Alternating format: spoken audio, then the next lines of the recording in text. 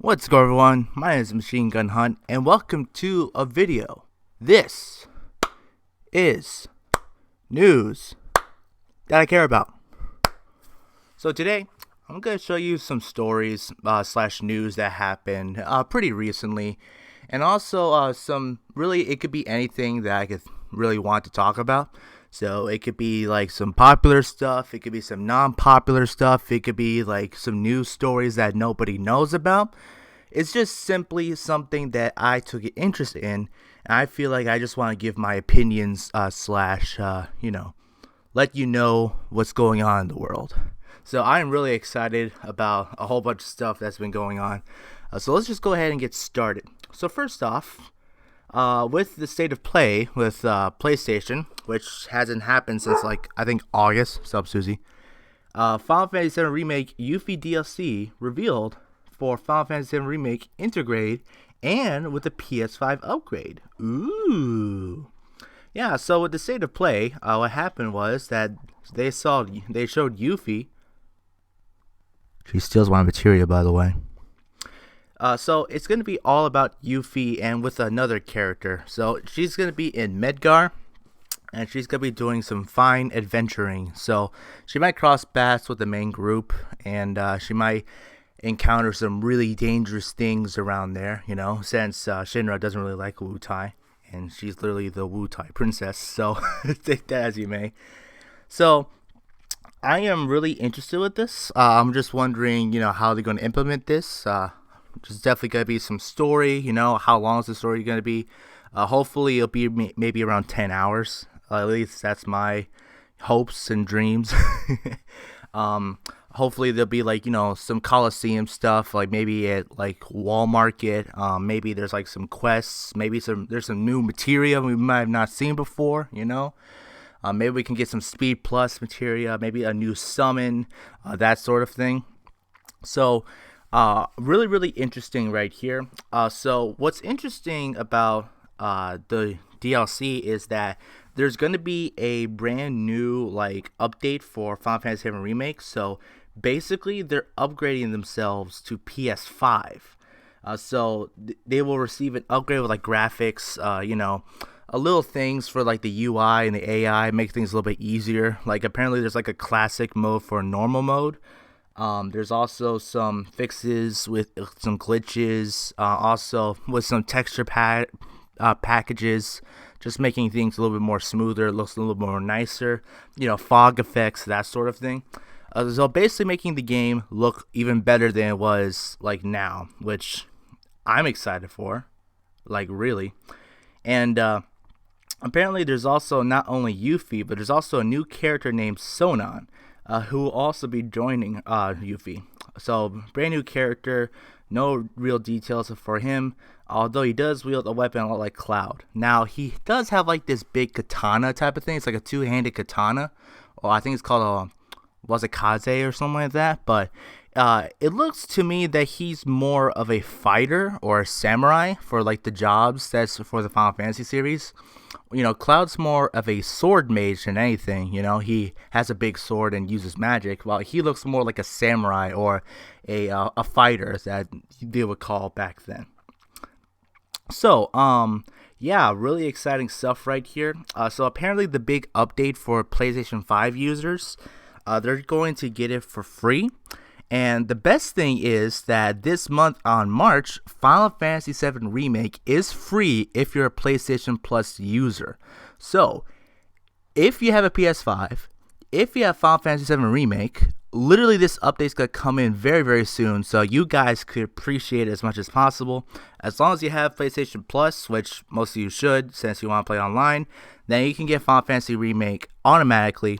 I highly recommend that you get this game. It is magnificent. Plus, you might even play it on, if you have a PS5, you can go ahead and play it with the new update, which is absolutely amazing. Now, it does seem that the Yuffie DLC is going to cost money. Most likely going to be $20 or something like that. So yeah, that's going to be coming in at June 10th, I believe. So yeah, really excited for this. This basically makes fortunately, my live stream plans kind of meh. I was planning to play some other games, but we're definitely gonna live stream this right here. Maybe we'll go through a blind playthrough with this. So really exciting. Can't wait to go through everything. And yeah, June 10th, we're probably gonna be playing with this, and we're going to do the best we can not to steal the material from the main game. So really excited. Can't wait to get there. Anyway, on to the next story. All right, so literally the same day, Pokemon Diamond and Pearl had announced that there's going to be a remake. Yay! Diamond and Pearl is one of my most favorite games, and it was definitely a childhood game of mine. I probably spent over throughout all the Generation 4 games, probably about like 2,000 hours, something ridiculous like that. I played Diamond and Pearl so much that I had Diamond and Platinum. Both of them were maxed out on time. That's how much I played those two games. It was ridiculous. My brother had Diamond Pokemon Pearl, and he played a good amount too. So we completed the Pokedex on that one. So Pokemon Diamond and Pearl in North America 2007 on Nintendo DS handheld is now going to be available later at 2021 at the Nintendo Switch. So it's called Pokemon Brilliant Diamond and Pokemon Shining Pearl. I'm probably gonna get Diamond because you know what? I'm probably gonna get Pearl this time. I might get both games really, but you know, it looks very fascinating. It does look a lot like the original game, only the graphics look more updated. Now, some people aren't really not liking the graphics, but honestly, I kind of expected something like this. Like, it's not gonna be like a freaking like, total upgrade where like you have like actual like sprites and like physical 3D characters and stuff like that. It's gonna be more like a mixture of a 3DS and a Nintendo Switch game. So that's definitely gonna be exciting though. Though it might not be the biggest reveal during the show. And what's also interesting is there's another Pokemon game coming out in 2022 called Pokemon Legends Arceus, which is basically Breath of the Wild Pokemon. So that's going to be extremely exciting there. So according to the Pokemon companies Takoyo Yusakima, I'm sorry, I don't speak Japanese, Brilliant Diamond and Shining Pearl are faithful remakes of the game originally released 15 years ago. The most obvious change is the deficit visual overhaul, but fans can undoubtedly expect other tweaks of the experience while retaining the core elements made the original releases so well received. Yeah, it does look like that. It basically, like, if you played the game before, you're going to be very familiar with it. You're definitely going to know where you're going, and you're probably going to know what kind of Pokemon you're facing, but it's going to be a little bit different. It's probably going to be a lot like Pokemon Omega, Alpha Ruby and Omega Sapphire. So if you played that game before, like the original, then you're probably going to get some familiarity, but it's going to be a lot more different because of some, changes to the story, or maybe even, maybe some different Pokemon that you might face, just some different Pokemon that might be available. So, looking forward to Pokemon Diamond and Pokemon Pearl, Brilliant Diamond, Shining Pearl on Switch late 2021. I will be definitely playing this, and who knows, I might be playing this game right after, maybe integrated with Final Fantasy VII Remake. So, the Yuffie DLC is definitely going to change a lot with the live streams later on. I was going to plan on maybe doing Kingdom Hearts after Hard Mode Remake, but it seems that we might be doing some different things here. So, excited for that. All right, so yeah, June, actually end of 2021 for Pokemon Brilliant Diamond and Shining Pearl. And then in 2022, there's going to be Pokemon Legends Arceus, which is probably the most exciting thing for me because I've been wanting a game like Pokemon Legends, at least what it looks like. I'm not sure how the mechanics will work, but who knows? We'll see. All right, then. Third one. United Airlines. United Airlines, the Shinra of the entire world, has to pay $49 million to resolve criminal fraud charges and civil claims. United Airlines, the world's third largest airlines, has agreed to pay $49 million to resolve criminal charges and civil claims relating to fraud on Postal Service contracts for transportation of international mail. So how it works is a lot of airlines, what they do is they have contracts with the Postal Service, FedEx, UPS actually, and what they do is that they deliver the mail on depending on which part of the United States or even the entire world is going to. So how it works is like, hey, let's say I have a PS5, I need to deliver it to I don't know, Florida, right? So I give the package to United Airlines. I'm like, hey, you go ahead and send this to Florida. Make sure you get this in this particular time, and we'll pay you, I don't know, $500 or whatever, or not something ridiculous like that. But it's gonna be a huge load.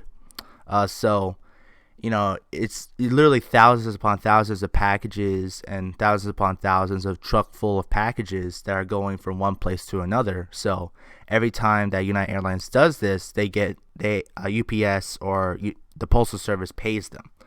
So actually, the family, I'm really familiar with this because some of my family does this a lot. So I can definitely understand how everything works with that. So the reason why United is in trouble is because what's happening is that there were some barcodes, right? And each package has barcodes, even UPS, FedEx, the Postal Service, that sort of thing, right? So what they did was that instead of using, the barcodes with the package that's going to a certain location, like Florida, like with our previous example, instead they will put the barcodes in a flight that's very close to Florida, but it's not going to be arriving as fast as going to Florida. So, the barcodes are going to Florida, but the package isn't. So there was a whole bunch of delays back in, I believe it was 2013 to 2016. So this caused a big issue where there was a whole bunch of delays, and actually the Postal Service overpaid United. So it got to the point where it was so much money that United basically owed a whole bunch of money to the Postal Service because they were committing fraud and they were actually making a profit, way more profit than they should have, even though they weren't delivering the packages on time. So this caused a huge uproar. And if you backstab any government, then guess what? The government's going to go ahead and take you out. So the criminal division fraud section, and United has agreed to pay over $17 million in criminal penalties and disgorgement to resolve a criminal investigation to a fraud scheme perpetrated by former employees of United's cargo division in connection of the United States execution of contracts to deliver mail internationally on behalf of the United States Postal Service. Good grief, $17 million for criminal penalties alone? And these were previous, employees of United. So they basically split or got fired, and United kept it a secret for all of this.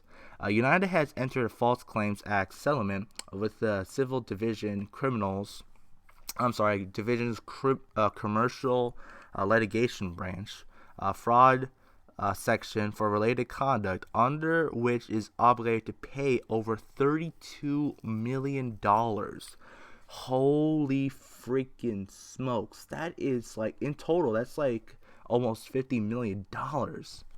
That is ridiculous. Do you know how much money they had to make in order to pay back the Postal Service for that? That is unbelievable. Holy crap. Here, let me get a calculator here. Let's say I delivered a whole bunch of PS5s and all that, right? So one PS5 is $500, right?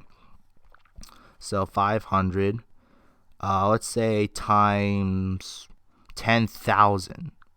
Okay, so that's 5 million. So let's do 1 million, right? Okay, so I would say with $32 million, that's about 70,000 PS5s right there. That is ridiculous. That is crazy.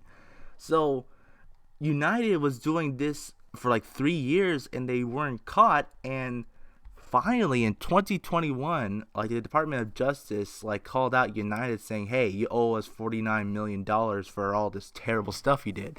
Like if you had a late package back at like 2013 to 2015, hey, maybe you had to blame United because they caused this mess. That is crazy. You know what? I might need to talk to some people that I personally know, who work with UPS, and were they aware of this? Like, cause this is insane. But yeah, I'm pretty sure you will never hear about this in the news or like any big YouTuber. But yeah, this is definitely something that I would be interested in. And guess what? United is still the worst company, one of the worst companies in the world, and it is the Shinra of the entire world. But anyway, guys, that is it for the video. Let me know if there's any stories that you guys are interested in. And guess what? If I take an interest in it, I might talk about it. And I might make a series about this too. But thank you guys for watching. Make sure you go ahead to like, comment, subscribe, and share this video. And comment below on some crazy stories that you found on the internet. There's definitely some stories that had never been talked about, never been heard. So we want to make sure we can get some traction so that, we can be more aware of our surroundings in this world, especially now and then. So anyway, guys, thank you guys for watching. God bless. I'll see you next time. Goodbye.